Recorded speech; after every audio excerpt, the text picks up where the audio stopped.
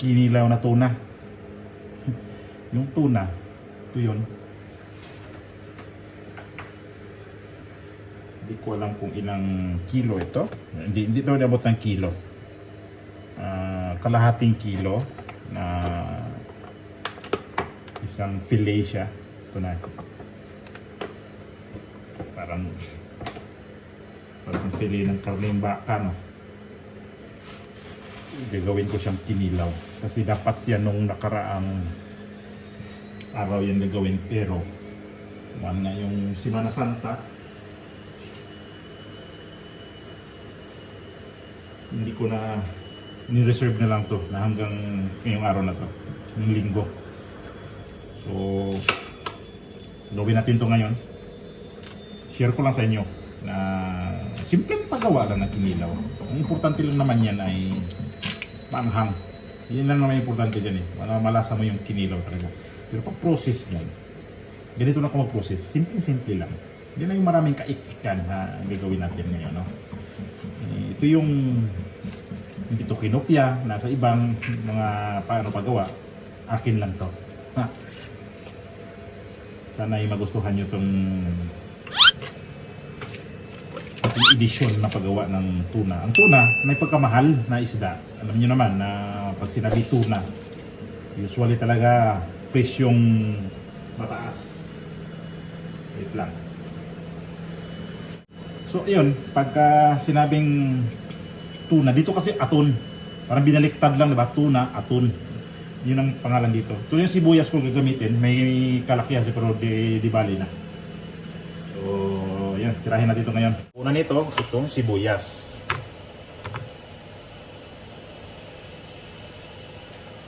Alam niyo kung bakit inuna ko to bago ang tuna. Dahil may ano ko lang uy, sira. Wait lang. Sira yung pinaka ano niya.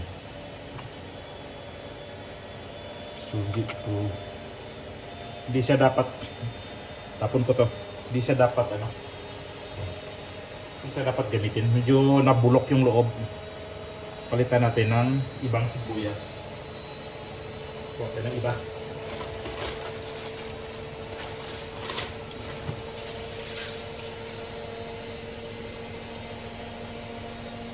Maingay na yung background ko kasi naglalaba yung washing.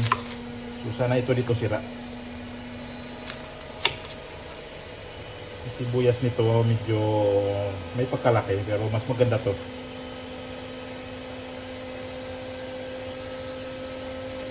Maganda siguro kamay na lang. Yeah.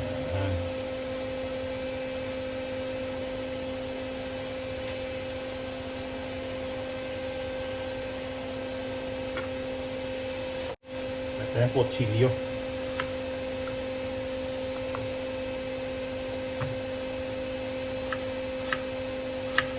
Usual ka yung ginagawa sa atin, di ba? Pino napaka hiwa ng sibuyas para maganda.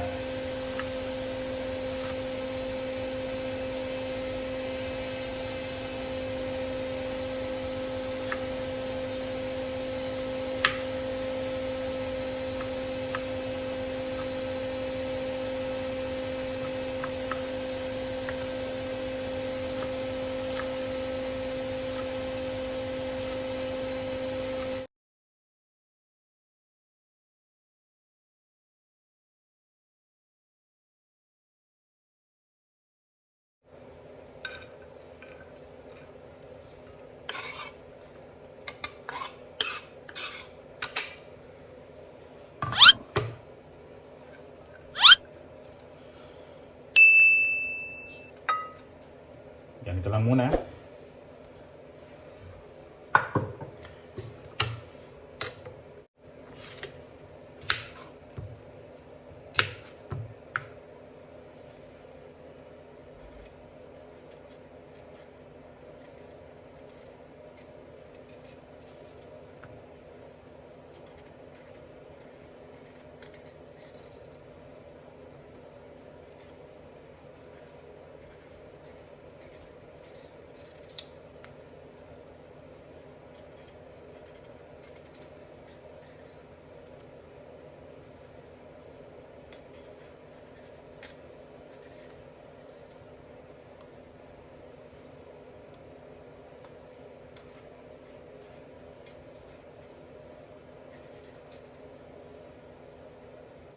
Dapat ito buo, ano, balatan itong pipino na to. Kaya lang, medyo matigas yung balat niya. Pwede naman din siya balatan.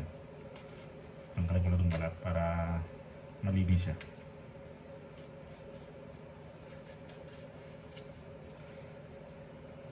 Yan. Okay na siya.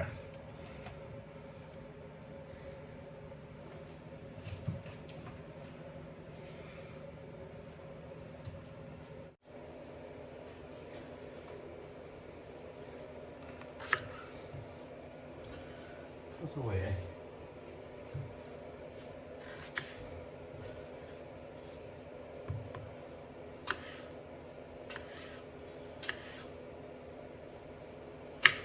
Ko alam kung baka sobrang dami nito.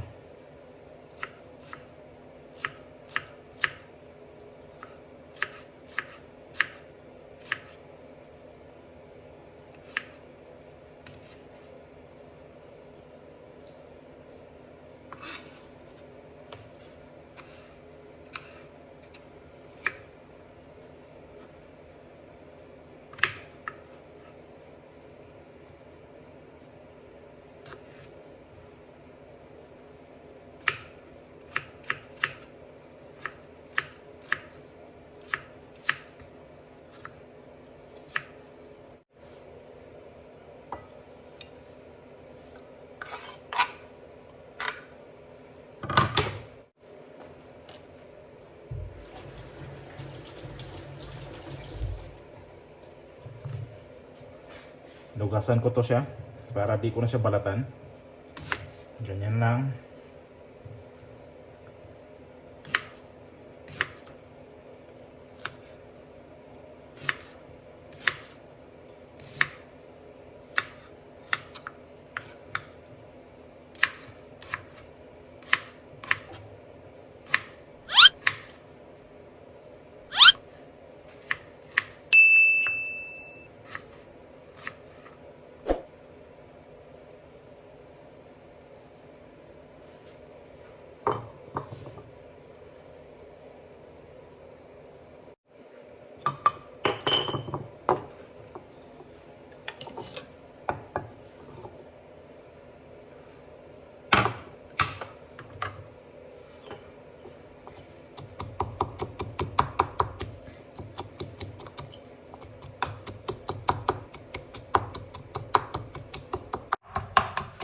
Gusto ko ganito dinidikdik kasi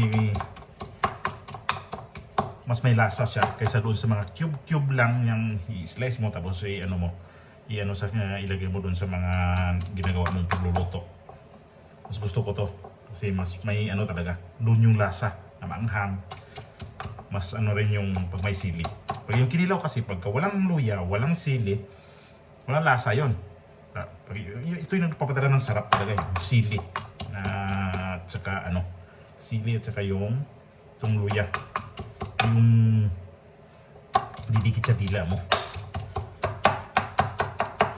Dito, pag nagkilaw rin ako ng dilis, mas una kong ilinisin. Kagaya itong tuna na malinis na siya kasi galing sa supermarket to, linis na talaga.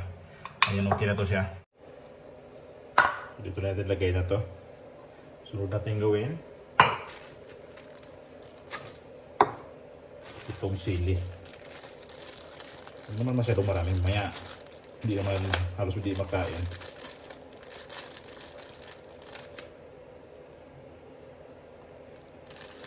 Siguro parang medyo may pakaluma na tong sili na to, mga harte na medyo presko. Ito presko pa to siya, tingnan. Yan. Naglagay tayo ng 4.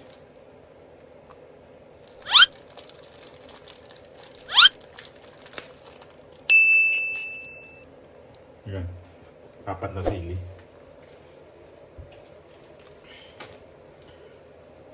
Gawin natin ito. Dik-dikin natin to.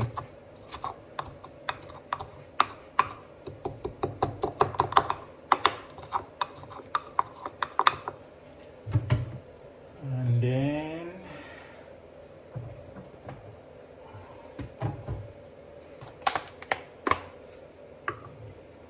lagyan natin ng suka para ito yung suka natin, i-strainer natin to, ilagay doon.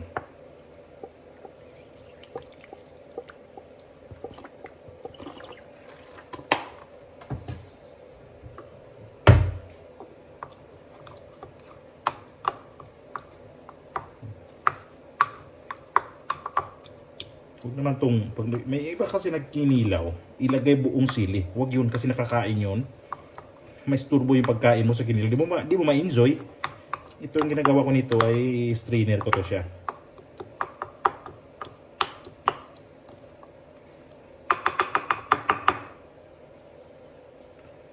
Babad na natin ito dito ha. Yung anghang niya, maano, lalabas yung anghang. So, set aside natin to. Dito lang muna yan. Basta dyan lang yan muna.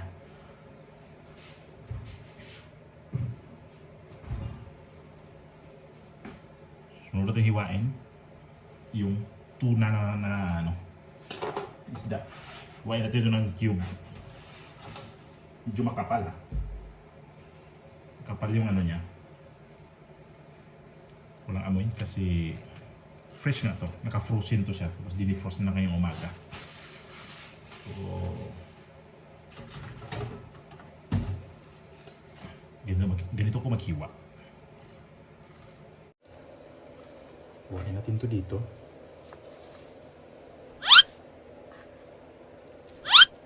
Ganun muna yan, no? Medyo makapal siyang pagka tuna. Cubes lang na maliliit.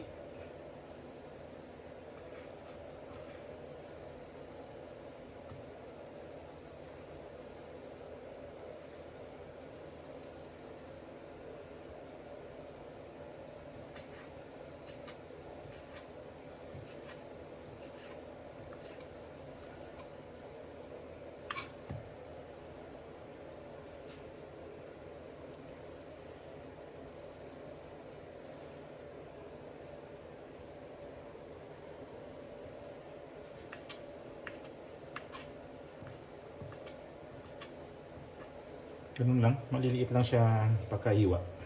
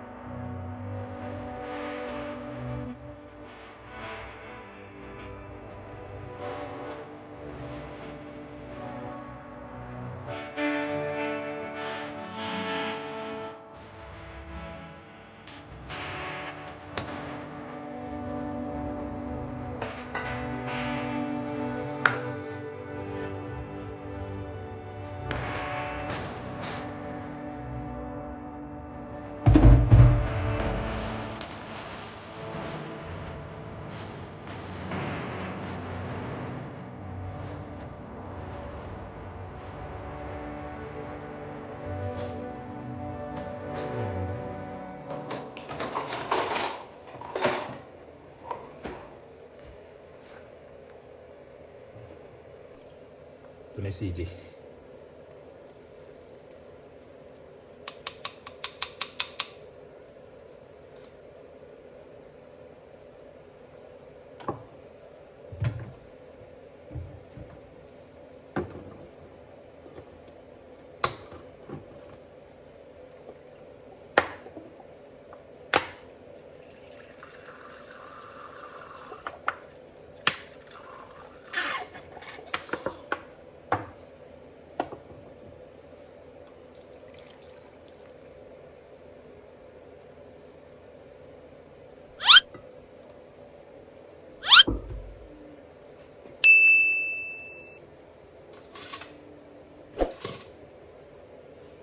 Tsaka natin haluin.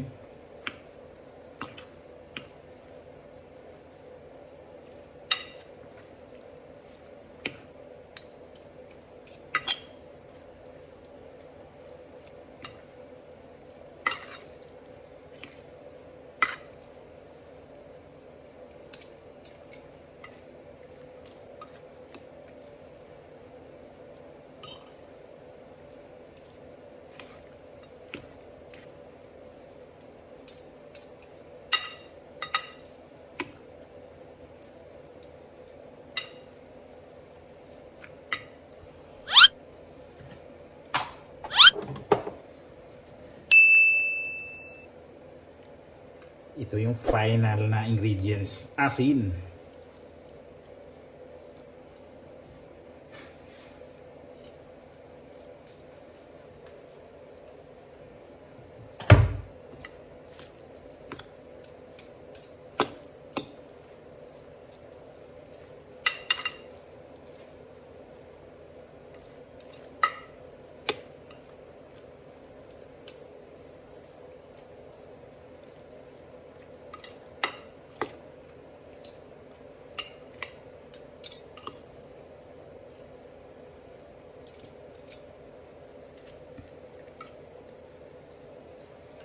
Mukha siyang kulang siya ng suka. Hanap ko ng suka. Suka dito.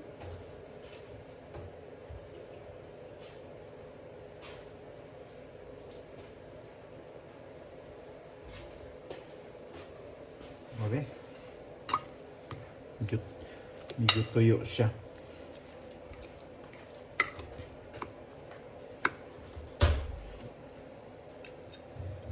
So bagay. And then lagyan na ng konting lagyan na ng konting ano siya, olive oil. Konti lang, hindi naman marami.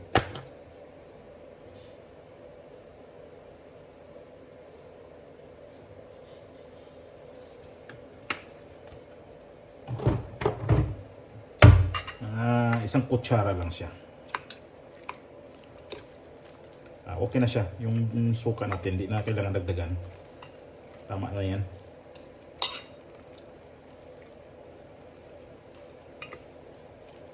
Kumintab siya kasi mayroong siyang olive oil nilagay. Huwag naman masahan yung maraming olive oil kasi maano yun, magiging pamantika. Wala siyang makintab lang siya tingnan. Bago natin ito itago sa refrigerator, tikman natin kung tama bang asin. Masarap ang kinilaw pag ganito. Ngayon, huwag na niyong kainin agad na pagkatapos nito. Kailangan po na siya. I-relax mo na siya ng mga 30 minutes. Pero tikman ko lang itong nito ha. Yung parang pinakasabaw niya sila rin. Yung pinaka-sauce ba? Yung tama ba yung asin? Dagdagan natin ba? O tama nga ba?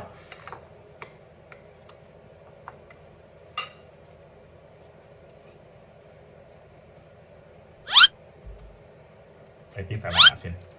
Kasi may high blood dito. So ito na yung magiging niya. Para na nagiging luto na siya. Pero naluto to siya sa suka. At saka yung sa mga nilagay nating mga mga sibuyas, yung suka, at saka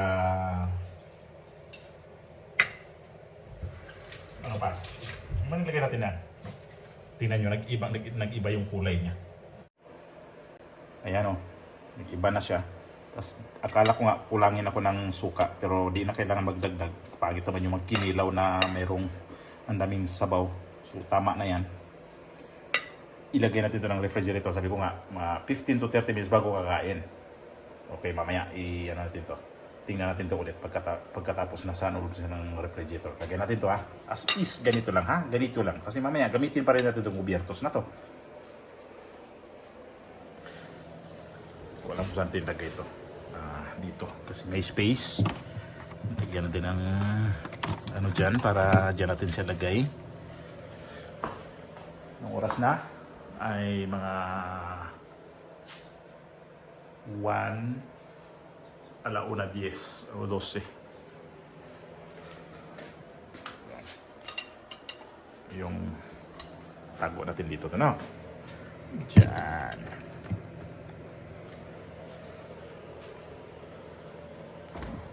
Tapos mamaya, pagka nalabas na yan, tingnan natin kung tama ba yung asim niya. Kung hindi, maglagay tayo ng kunting lemon para mabango siya at saka kunting asim din para may lasang lemon. Mamaya, tingnan natin yung paglabas. Okay, tingnan natin yung sobra na sa Mahigit na mag-isang oras halos yung ito. Tumami nga ano. Kanina akala ko kulang suka. Ayan o. Ayan nga dito. Dumami yung ano niya. May ano kasi to siya. Pipino. Isa rin siguro nagtutubig to. Tingnan natin. Akala ko kanina kulang suka. Tingnan natin kung tama ba talaga ang asin niya.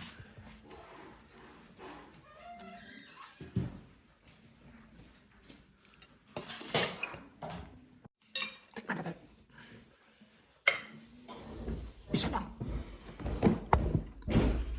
Siguro. Bukas ba? Tama lang. Ayan. Ganun lang kasimple yung gagawa ng ano. Kinilaw na tuna. Dito kasi baliktad, aton. Hindi malat. Bites na. Oh, alam ko may high blood dito. Alatan ko pa. Uy. Okay. Thank you sa pagsama. Bye-bye po.